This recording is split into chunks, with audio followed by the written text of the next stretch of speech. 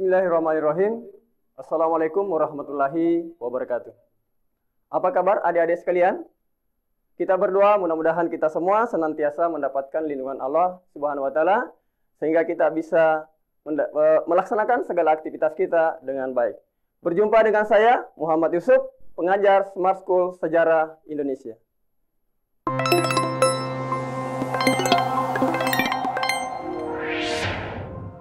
Adik-adik sekalian, hari ini kita akan membahas sebuah pokok materi, yaitu lahirnya Orde Baru. Di mana kalau kita mau mencermati bahwa periode akhir daripada Orde Pemerintahan Orde Lama adalah periode di mana Indonesia pada saat itu berada di masa demokrasi terpimpin. Setelah demokrasi terpimpin, terjadi curat marut kondisi sosial, ekonomi, dan politik, sehingga menyebabkan terjadinya pergantian periode pemerintahan dari Orde Lama menuju ke Orde Baru. Adik-adik sekalian, hari ini kita akan membahas khusus tentang bagaimana proses lahirnya Orde Baru. Kita bisa lihat, adik sekalian, adapun tujuan pembelajaran yang diharapkan dapat dicapai pada pertemuan hari ini ada dua. Yang pertama adalah menjelaskan pengertian Orde Baru. Kemudian yang kedua, menganalisis latar belakang lahirnya Orde Baru. Nah, inilah dua hal utama yang diharapkan dapat dicapai setelah kegiatan pembelajaran kita hari ini berlangsung. Adik-adik sekalian diharapkan nanti bisa memberikan penjelasan, bisa menjelaskan pengertian daripada Orde Baru, kemudian bisa menganalisis apa yang melatar belakangi lahirnya Orde Baru. Mari kita lihat adik-adik sekalian. Sebelum kita membahas tentang pengertian dan latar belakang lahirnya Orde Baru, saya ingin memantik adik-adik sekalian dengan pertanyaan berikut. Tahukah kalian bagaimana proses pergantian rezim pemerintahan Orde Lama menuju ke Orde Baru? Di slide ini saya tampilkan dua sosok pemimpin yang merupakan sosok pemimpin yang ada di zaman Orde Lama dan Orde Baru. Sosok pertama adalah sosok seorang Soekarno, adalah merupakan pemimpin rezim Orde Lama. Kemudian di gambar lainnya ada sosok Soeharto yang merupakan pemimpin rezim Orde Lama. Nah sekarang, bagaimana proses pergantian rezim pemerintahan ini dari Orde Lama ke Orde Baru? Adik-adik sekalian, mungkin kita pernah membaca atau melihat atau menyaksikan secara langsung tentang proses pergantian kepemimpinan, khususnya untuk pergantian presiden atau rezim pemerintahan. Kita lihat bahwa di negara kita pergantian pimpinan biasanya dilaksanakan melalui pemilihan umum. Ya, pemilihan umum. Apakah rezim pergantian Orde Lama menuju ke Orde Baru adalah terjadi proses pergantian pimpinan melalui pemilihan umum? Jawabannya tentu adik sekalian tahu bahwa bukan melalui pemilihan umum. Adik sekalian, mungkin juga di dalam sejarah negeri ini pernah terjadi sebuah proses pergantian pemimpinan dengan melalui jalan kudeta. Ya, di negara lain misalnya ada jalan kudeta, pernah terjadi sebuah proses pemimpinan, misalnya yang pernah terjadi di Turki, Mesir, dan lain-lainnya. Nah sekarang, apakah proses pergantian dari rezim Orde Lama menuju ke Orde Baru adalah sebuah proses pergantian rezim yang melalui jalan kudeta?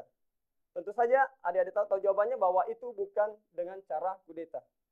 Di Indonesia pernah terjadi pergantian pimpinan karena pemimpin jatuh sebelum periode pemimpinan selesai, yang akhirnya digantikan oleh wakil presiden atau wakil dari pemimpin itu.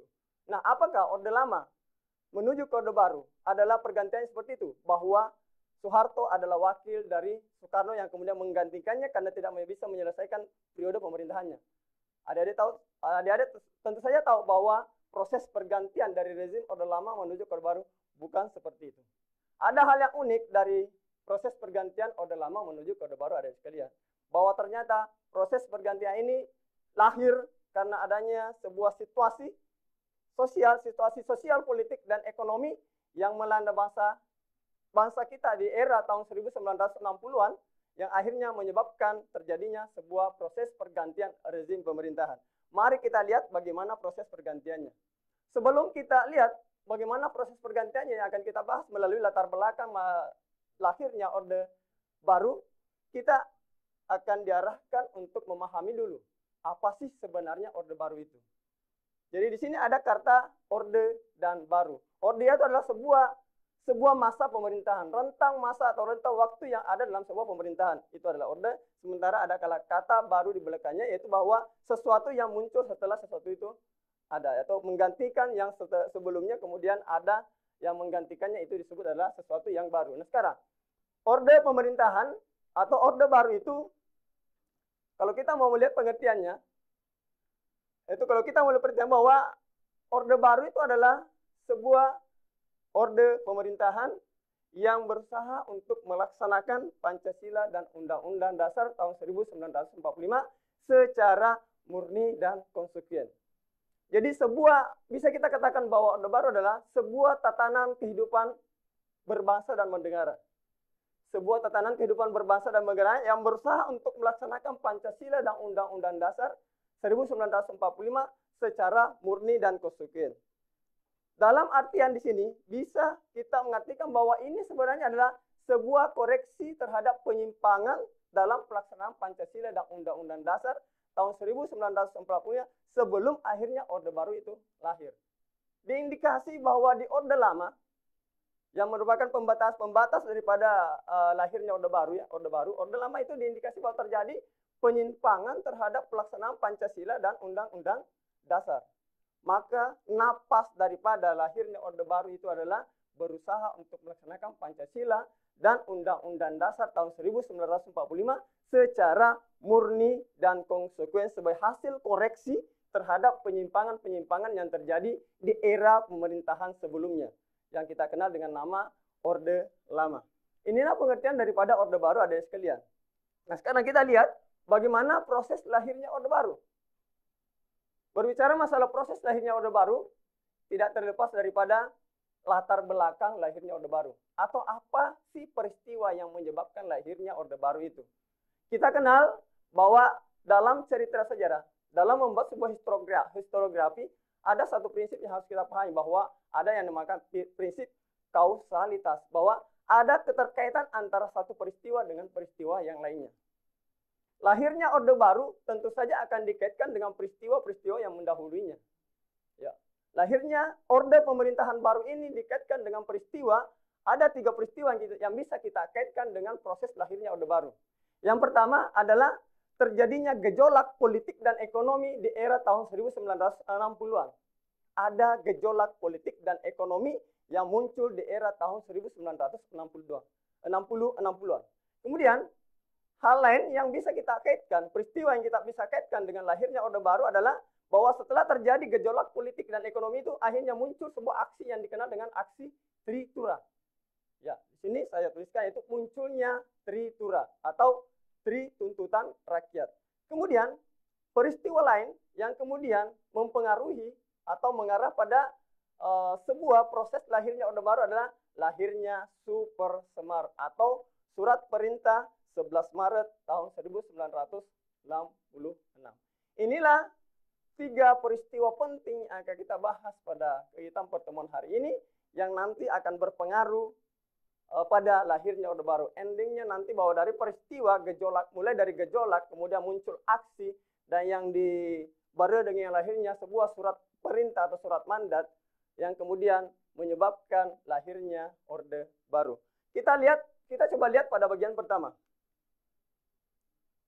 Ada gejolak politik dan ekonomi di era tahun 1960-an. Di era tahun 1960-an kita kenal bahwa terjadi sebuah kemelut politik di negeri ini yang mengarah pada munculnya disintegrasi bangsa, yang membuat kemudian bangsa ini menjadi lemah. Kenapa? Terjadi perpecahan antara kelompok elit politik yang ada di Indonesia, yang kemudian mengarah pada terjadinya gejolak politik yang ada di Indonesia, yang tentu saja dibarengi dengan munculnya gejolak sosial dan gejolak di bidang ekonomi. Di era tahun 1960-an muncul sebuah peristiwa pemberontakan yang diindikasi atau dituding didalangi oleh PKI yang dikenal dengan istilah pemberontakan Gerakan 30 September tahun 1965. Ya, peristiwa pemberontakan yang dilaksanakan oleh PKI pada tanggal 30 September 1965 adalah sebuah peristiwa dikenal dengan sebuah peristiwa berdarah. Kenapa dikenal dengan sebuah peristiwa berdarah? Sebab di dalam peristiwa ini terjadi sebuah peristiwa penculikan, pembunuhan 7 orang jenderal yang kemudian dibuang di satu tempat yang dikenal dengan nama Lubang Buaya. Ini adalah sebuah awal dari munculnya gejolak politik di era tahun 1960-an, dalam hal ini setelah tahun 1965. Apa dampak dari peristiwa gerakan 30 September 1965 oleh PKI ini? Tentu saja akan membawa dampak besar terhadap perubahan perjalanan bangsa ini. Kenapa membawa perubahan dampak yang besar terhadap perjalanan bangsa ini? Sebab kenapa? Itu kemudian ternyata setelah peristiwa pemberontakan ini yang dilakukan oleh PKI, akhirnya muncul gejolak diikuti dengan gejolak sosial dan bidang gejolak sosial politik dan gejolak ekonomi. Kita pahami bersama bahwa setelah peristiwa G30S PKI, kemudian rakyat jadi berontak. Kenapa mereka berontak? Karena mereka sudah mengindikasi bahwa ada kelompok tertentu yang menginginkan sebuah kudeta terhadap pemerintahan. Ada kelompok tertentu yang ingin mengkudeta pemerintahan ini, yang berawal dari pembunuhan, penculikan jenderal atau perwira-perwira tinggi yang ada di angkatan dalam tubuh angkatan darat. Nah, sekarang setelah itu ternyata setelah ditahu bahwa ada kelompok yang dituding ini adalah ternyata bahwa dia adalah PKI, sebuah partai yang berhaluan komunis yang ada di Indonesia, itu yang merupakan partai besar, termasuk adalah sebuah partai besar yang ada di Indonesia. PKI ini kemudian dituding sebagai dalang dari peristiwa gerakan 30 September tahun 1965 yang kemudian mengarah pada munculnya peristiwa-peristiwa berikutnya. Bahwa ternyata peristiwa gerakan 30 September ini mengarah pada munculnya peristiwa-peristiwa sosial, politik yang kemudian mengganggu jalannya pemerintahan, yang kemudian menyebabkan jatuhnya pemerintahan Orde Lama. Adik-adik sekalian, selain daripada peristiwa gerakan 30 September tahun 1965, ada sebuah kondisi perekonomian yang menyebabkan pemerintah dan bangsa ini menjadi kacau. Yaitu buruknya perekonomian akibat adanya inflasi. Di era tahun 1960-an, inflasi yang melanda negeri ini mencapai 600%. Bisa dibayangkan adik-adik sekalian, 600% tingginya inflasi yang ada pada saat itu menyebabkan bangsa menjadi sangat kacau. Sebab kenapa? Harga-harga melambung sangat tinggi. Bisa sampai puluhan kali lipat.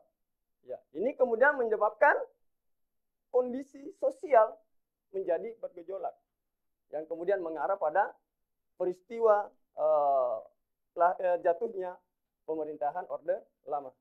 Nah, ini ada dua hal penting atau dua hal utama yang kemudian yang ada di bidang politik dan ekonomi yang mengarah, yang kemudian berpengaruh atau berdampak pada proses kelahiran Orde Lama. Kita lihat pada bagian kedua dari sekalian, bahwa ternyata setelah muncul indikasi bahwa peristiwa G30S PKI, gerakan 30 September itu didalangi oleh PKI, maka seperti yang saya katakan tadi, rakyat mulai berontak. Muncullah aksi Tritura. Ada sekalian, mungkin Anda sudah pernah membaca, mungkin ada sekalian sudah pernah mendengar bahwa apa itu aksi Tritura. Jadi, aksi Tritura ini adalah merupakan sikap sosial politik, merupakan sikap sosial politik yang disampaikan oleh kelompok aksi massa yang muncul karena ketidaktegasan atau ketidakberdayaan pemimpin, dalam hal ini presiden atau rezim Soekarno yang tidak segera mengambil langkah tegas terkait dengan peristiwa G30S PKI. Saya ulang kembali bahwa ini sebenarnya adalah sebuah sikap sosial politik yang dimunculkan oleh kelompok aksi massa karena melihat kondisi ketidaktegasan atau melihat kondisi lemahnya pemerintah dalam mengambil sikap terkait dengan peristiwa G30S PKI. Gerakan 30 September itu adalah merupakan aksi berdarah, telah menewaskan 7 orang jenderal. Kemudian ternyata bahwa setelah rakyat berontak meminta pertanggungjawaban pemerintah atas aksi ini, pemerintah tidak segera mengambil langkah-langkah tegas untuk segera membubarkan PKI dan termasuk organisasi-organisasi turunan PKI itu. Maka apa yang terjadi? Massa kemudian turun ke jalan. Massa kemudian turun ke jalan. Muncul kesatuan-kesatuan aksi yang tergabung dalam sebuah wadah yang namanya Front Pancasila. Ya, yang tergabung dalam Front Pancasila. Pembela Pancasila. Mereka muncul mengatasnamakan dirinya sebagai Front Pembela Pancasila. Kenapa muncul ini? Karena seperti yang saya katakan tadi, bahwa ada sikap protes yang ditunjukkan oleh mereka melalui aksi sosial politik karena ketidaktegasan pemerintah. Ya, muncul kesatuan-kesatuan aksi massa. Kesatuan-kesatuan yang mana saya kemudian tergabung dalam Front Pancasila. Ya, mungkin ada yang sudah pernah membaca dalam buku sumber bahwa ada Kesatuan Aksi Mahasiswa Indonesia atau dikenal dengan nama KAMI, ada Kesatuan Aksi Pelajar Indonesia atau KAPI, kemudian ada kesatuan-kesatuan aksi lainnya seperti dari Kesatuan Guru, ada KAGI, Kesatuan Aksi Guru Indonesia, ada Kesatuan Buruh, bahkan ada Kesatuan Aksi Wanita Indonesia atau KAWI. Sekali lagi, mereka kemudian tergabung dalam suatu wadah yang namanya Front Pancasila, turun ke jalan, melakukan aksi demonstrasi, menuntut pertanggungjawaban pemerintah terkait dengan peristiwa G30S. Ya. Mereka menuntut agar presiden segera mengambil langkah tegas. Mereka menuntut agar presiden segera mengambil langkah tegas dalam hal melakukan tindakan terkait dengan peristiwa gerakan 30 September. Apa yang mereka tuntut? Dikenal dengan Tritura. 3 tuntutan rakyat. Ada 3 tuntutan rakyat. Tuntutan ini muncul dari mana? Muncul dari mana? Muncul dari tuntutan ini muncul dari kondisi sosial politik dan kondisi ekonomi yang ada di Indonesia pada saat itu. Ya, muncul dari kondisi. Kemudian mereka memunculkan aksi Tritura yang berisikan 3 hal pokok. Yang pertama, mereka menuntut kepada pemerintah agar segera membubarkan PKI. Itu yang pertama. Kemudian yang kedua, mereka meminta kepada pemerintah untuk membersihkan kabinet dari unsur-unsur PKI. Dan yang ketiga adalah mereka menuntut kepada pemerintah untuk menurunkan harga. Ini kan tadi dari kondisi. Dari awal tadi bahwa ada kondisi politik dan ekonomi yang melanda bangsa ini yang kemudian menyebabkan munculnya aksi massa. Ya, ini ada sekalian. Kemudian setelah muncul aksi Tritura, bagaimana sikap pemerintah setelah mereka melihat aksi kelompok aksi massa ini turun ke jalan? Bahwa ternyata masih presiden dalam hal ini, pemimpin dalam hal ini presiden atau Soekarno masih saja mengulur waktu untuk mendapatkan data yang lebih kuat bahwa siapa sih sebenarnya dalam dari peristiwa G30 PKI. Karena lamanya presiden tidak segera mengambil sikap, maka muncul aksi ini tadi. Nah sekarang ada sekalian, apa dampak dari aksi Tritura ini? Dampak dari aksi Tritura itu, dari adanya tuntutan rakyat, kemudian presiden berusaha untuk mewadahi tuntutan rakyat itu dengan apa? Salah satu jalan yang dilakukan oleh Presiden Soekarno adalah dengan mengubah atau merombak kabinet di Korea yang ada pada saat itu, yang kemudian dijadikan sebagai kabinet 100 menteri. Tapi apakah massa puas dengan apa yang dilakukan oleh Soekarno ini? Ya ternyata massa merasa tidak puas dengan perombakan kabinet yang dikenal dengan nama kabinet 100 menteri. Kenapa tidak puas? Sebab diindikasi di dalam kabinet 100 menteri itu masih ada orang-orang yang ada di dalamnya itu yang diindikasi terlibat pada peristiwa pemberontakan gerakan 30 September. Maka pada saat kabinet 100 menteri ini siap untuk dilantik, kemudian terjadi lagi sebuah gerakan gelombang aksi yang memboikot pelantikan kabinet 100 menteri yang dibentuk oleh presiden karena diindikasi masih terdapat orang-orang PKI di dalamnya. Nah sekarang ada sekalian, kita lihat pada bagian kedua, bagian ketiga, yaitu munculnya surat perintah 11 Maret. Ya, munculnya surat perintah 11 Maret. Nah tadi dikatakan bahwa pada saat massa menuntut kepada presiden, aksi massa melalui gerakan Trituranya menuntut kepada presiden untuk mengambil langkah tegas, maka presiden segera melakukan perubahan kabinet. Ya, melakukan perubahan kabinet akan tetapi tidak membuat massa menjadi puas. Maka muncullah peristiwa lainnya yang berdampak pada munculnya peristiwa baru, yaitu lahirnya surat perintah 11 Maret. Bagaimana kronologi lahirnya surat perintah 11 Maret? Adik-adik sekalian, yang pertama, kita lihat bahwa kalau kita mau melihat kronologis lahirnya surat perintah 11 Maret, maka 3 hal utama yang saya tampilkan di depan ini merupakan bagian yang terpenting yang ada dalam proses lahirnya surat perintah 11 Maret ini. Yang pertama, sidang kabinet gagal dipimpin langsung oleh Soekarno. Ya. Pada saat untuk pertama kali kabinet 100 menteri yang tadi sudah dirombak oleh presiden, kabinet 100 menteri akan melaksanakan sidang. Pada saat pertama kali akan melaksanakan sidang pada tanggal 11 Maret tahun 1966, sidang kabinet ternyata diboikot oleh sekelompok aksi massa. Ya, aksi yang turun tadi, yang namanya aksi Trikora.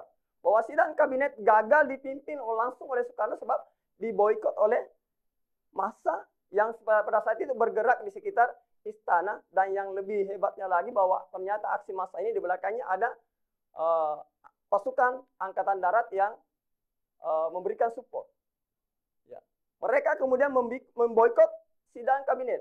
Maka pada saat Soekarno baru saja membuka sidang dan baru saja menyampaikan pidatonya, kemudian datang bisikan dari pengawal presiden, itu merupakan Komando Cakrabirawa, membisik presiden bahwa di luar istana sedang berlangsung aksi massa dan ternyata ada pasukan yang tidak dikenal yang ada di antara mereka.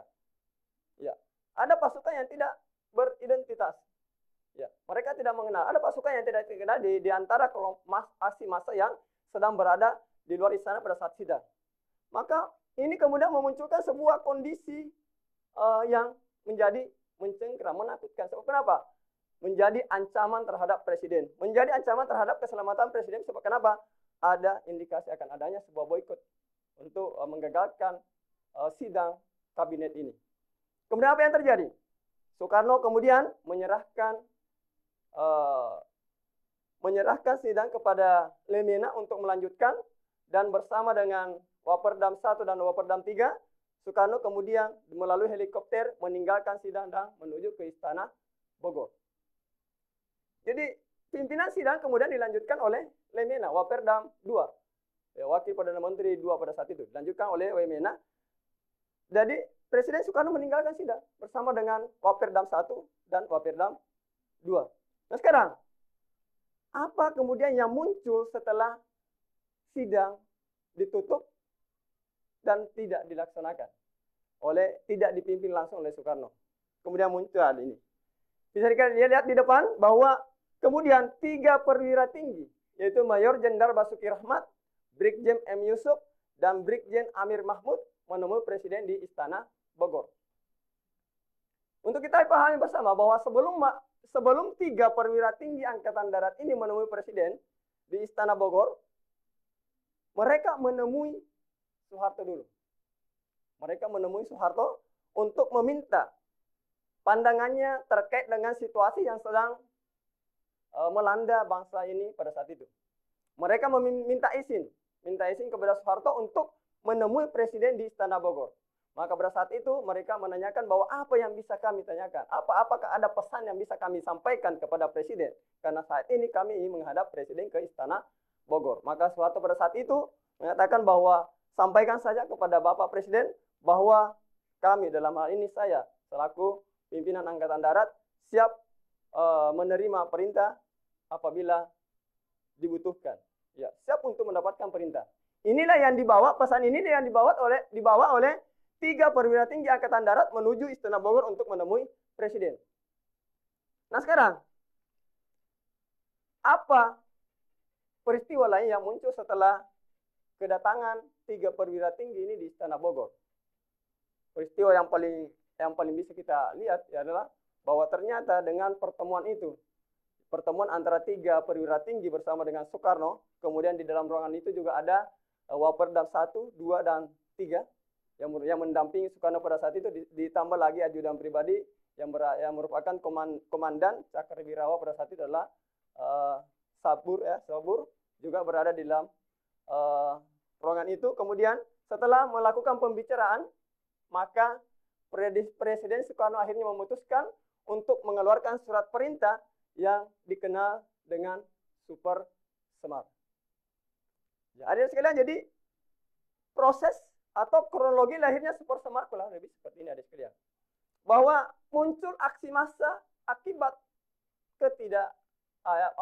mengurangnya kepercayaan masyarakat terhadap presiden karena lambat atau tidak segera mengambil langkah terkait dengan peristiwa G30 SPKI yang kemudian menyebabkan sidang kabinet diboikot oleh aksi massa dan menyebabkan 3 perwira tinggi bersama dengan ajudan-ajudan presiden melakukan pembicaraan kemudian mengarah pada lahirnya surat perintah 11 Maret. Proses ini yang terjadi. Maka bisa dikatakan bahwa dengan lahirnya Super Semar sebenarnya adalah merupakan awal daripada jatuhnya pemerintahan Orde Baru. Orde Lama Ini adalah awal langkah jatuhnya Orde Lama dan dijadikan sebagai tonggak lahirnya Orde Baru. Sebab kenapa dijadikan sebagai tonggak lahirnya Orde Baru?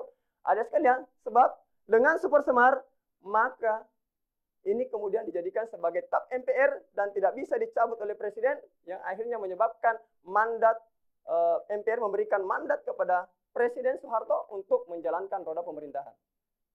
Perlu kita pahami bersama bahwa 1 tahun 1 hari setelah peristiwa ditandatanganinya surat perintah 11 Maret, maka MPR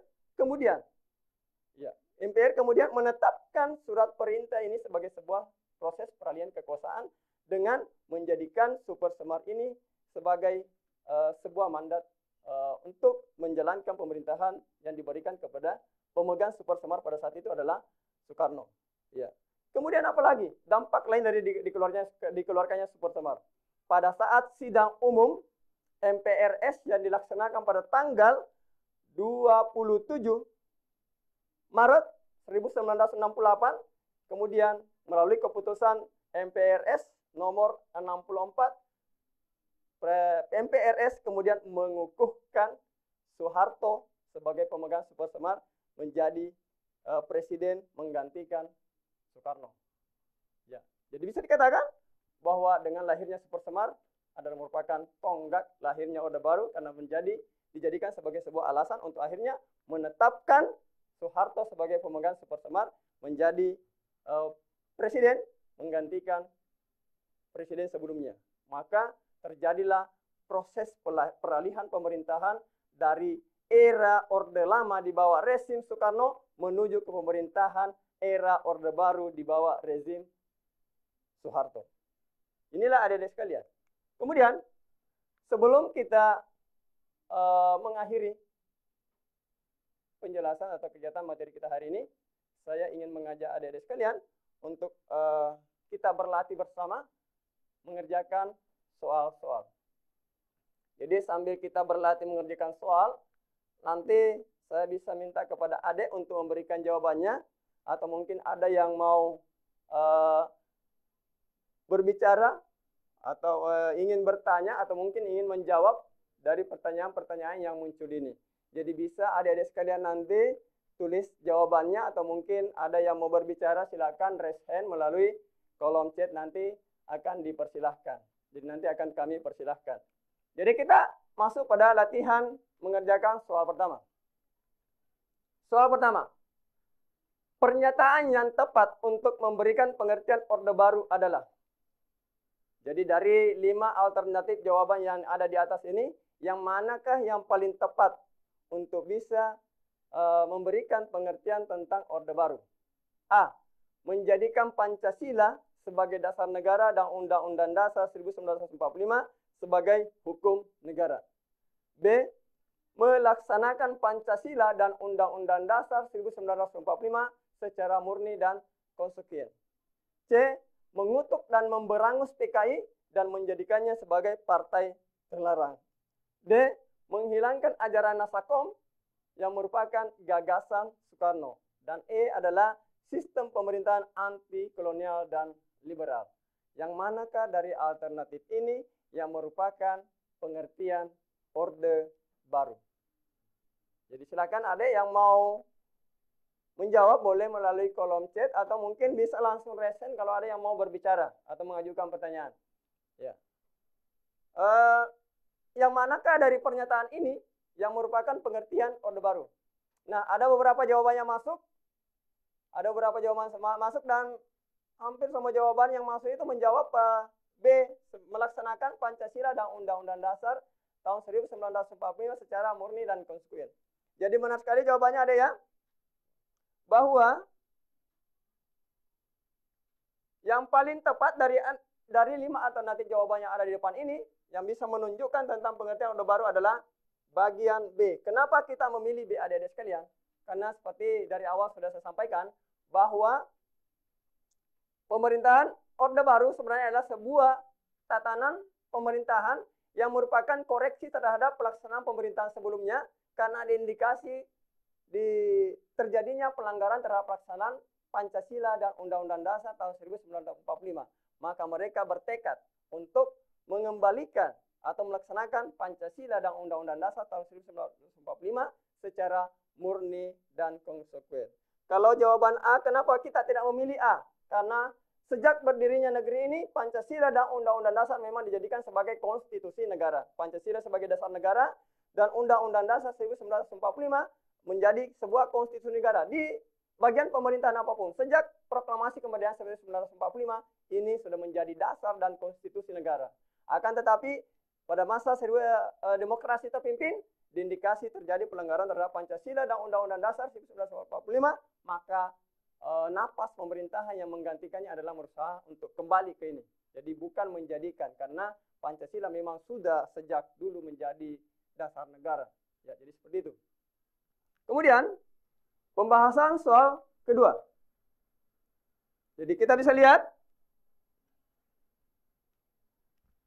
adik-adik sekalian bisa baca soal yang ada yang saya munculkan ini. Soal kedua, yang pertama, ya, jadi soalnya adalah gejolak politik di era tahun 1960-an berdampak besar pada tatanan kehidupan berbangsa dan bernegara. Pangkal peristiwa yang menjadi sumber jatuhnya Orde Lama adalah, jadi kata kuncinya adalah pangkal peristiwa jatuhnya Orde Lama. Ya. Peristiwa apa yang mengawali? Ya, bisa dikatakan bahwa melihat soal ini bisa jadi pertanyaan, peristiwa apa yang mengawali munculnya jatuhnya pemerintahan Orde Lama? Dari mana asalnya? Dari mana? Jadi peristiwa apa yang kemudian berdampak atau yang menyebabkan kemudian Orde Lama menjadi jatuh? Alternatif jawabannya adalah yang pertama, peristiwa gerakan 30 September. Kemudian B, pembentukan kabinet 100 menteri oleh Soekarno. C, terbentuknya Front Pancasila dari berbagai kesatuan aksi. D, peristiwa Tritura. Dan E, dikeluarkannya surat perintah 11 Maret. Yang mana di antara kelima peristiwa ini yang menjadi penyebab utama atau yang merupakan menjadi peristiwa yang kemudian berdampak pada lahirnya Orde Baru atau jatuhnya Orde Lama. Jadi dari 5 peristiwa ini sebenarnya adalah merupakan dari 5 ini adalah merupakan sebuah peristiwa. Ya. Jadi ada jawaban dari SMA 7 Luhut Timur ya, menjawab A, peristiwa gerakan 30 September. Ya. Jadi terima kasih dari adik-adik dari SMA 7 Luhut Timur yang sudah menjawab pertanyaan kami munculkan. Mereka menjawab bahwa pangkal peristiwa jatuhnya Orde Lama adalah peristiwa gerakan 30 September. Jadi jawaban Anda benar sekali bahwa peristiwa G30 SPKI menjadi pangkal peristiwa peristiwa awal dari jatuhnya pemerintahan Orde Lama. Karena dengan adanya peristiwa G30S yang dilakukan oleh PKI ini kemudian menyebabkan terjadinya kekacauan sosial politik dan kekacauan ekonomi yang ada di Indonesia yang kemudian berdampak pada dikeluarkannya Super Semar, dan dari Super Semar itu akhirnya lahirlah Orde Baru. Jadi itu, adik sekalian. Nah sekarang kita menuju ke soal ketiga. Bisa dibaca adik sekalian? Sumber masalah munculnya aksi Tritura adalah. Jadi ini Tritura. Ya, aksi Tritura. Sumber masalah. Ya. Sumber masalah munculnya aksi Tritura adalah, jadi yang mana dari masalah yang ada di bawah ini yang merupakan sumber dari munculnya aksi Tritura. Tapi perlu kita pahami bahwa yang diminta soal adalah kecuali. Berarti yang kita cari yang mana yang merupakan bukan. Jadi yang mana yang merupakan bukan dari sumber masalah munculnya aksi Tritura. Alternatif pertama, Presiden lambat dalam mengambil keputusan terkait peristiwa G30S. 2. Menipisnya kepercayaan masyarakat kepada Presiden Soekarno. C. Masih terdapat orang-orang yang dianggap terlibat peristiwa G30S pada kabinet 100 menteri. D. Lahirnya perhimpunan yang tergabung dalam Front Pancasila. Dan E. Soekarno gagal menyikapi peristiwa G30S. Ya, kita coba lihat dulu. B dan D. Apa yang menyebabkan massa kemudian turun ke jalan? Ya, tadi dari awal ada penjelasan tentang aksi Tritura. Apa yang menyebabkan kelompok aksi massa yang tergabung dalam Front Pancasila turun ke jalan melakukan aksi sosial politik, aksi protes, demonstrasi yang terkait dengan kondisi pemerintahan yang ada pada saat itu? Kita lihat bahwa yang menyebabkan massa turun ke jalan adalah karena lambatnya penanganan terkait dengan peristiwa G30 SPKI. Ya, itu yang pertama. Terkait dengan peristiwa G30 SPKI, terkait dengan peristiwa berdarah yang terjadi pada tanggal 30 September ini, maka massa kemudian turun ke jalan karena pemerintah tidak mengambil langkah tegas atau sikap yang tegas dalam hal peristiwa ini. Berarti Presiden lambat dalam mengambil keputusan. Berarti karena soalnya kecuali maka ini salah. Sebab kenapa? Ini merupakan masalah. Masalah yang dilihat oleh massa. Ini merupakan masalah yang dilihat oleh massa bahwa ternyata Presiden lambat dalam mengambil keputusan. Mikir-mikir, terlalu lama mikirnya. Padahal sebenarnya sudah terindikasi bahwa PKI lah yang melakukan pemberontakan ini. Kita lihat C. Sebelum kita lihat B dan D ya, kita lihat C. Masih terdapat orang-orang yang dianggap terlibat dalam peristiwa G30 SPKI. Ya benar, bahwa ini adalah masalah yang terjadi terhadap negeri ini yang kemudian menyebabkan terjadinya aksi Tritura. Sebab kenapa? Presiden memang melakukan perombakan kabinet sesuai dengan tuntutan Tritura tadi. Membersihkan kabinet dari unsur PKI. Melakukan rombak kabinet menjadi kabinet 100 menteri. Tapi apa yang terjadi? Ternyata diindikasi di dalam kabinet yang dibentuk itu masih terdapat orang-orang PKI. Ini adalah masalah yang kemudian dibawa oleh aksi Tritura. Nah, Soekarno gagal menyikapi peristiwa G30 SPKI. Iya. Sebab kenapa Soekarno tetap memberikan ruang kepada PKI untuk tetap ada dan hidup. Karena enggan mencabut gagasan pemikirannya yang disebut dengan gagasan Nasakom. Jadi seperti itu. Maka iya. Nah sekarang kita lihat B. Menipisnya kepercayaan masyarakat kepada Presiden Soekarno. Salah satu dampak dari lambatnya Presiden dalam mengambil keputusan adalah karena salah satu dampak dari lambatnya Presiden mengambil keputusan adalah kemudian massa menjadi tidak percaya kepada Presiden. Maka aksi massa, aksi Tritura bukan lagi hanya menuntut, aksi-aksi selanjutnya bukan hanya menuntut lagi 3 hal, tapi mereka pun meminta kepada MPR untuk segera memberhentikan Presiden Soekarno dari jabatannya sebagai Presiden. Masyarakat sudah tidak percaya lagi. Masyarakat sudah tidak percaya lagi, menipis kepercayaan masyarakat. Maka jawaban yang paling tepat adalah D. Lahir perhimpunan yang tergabung dalam Front Pancasila. Ya. Lahir perhimpunan yang tergabung dalam Front Pancasila.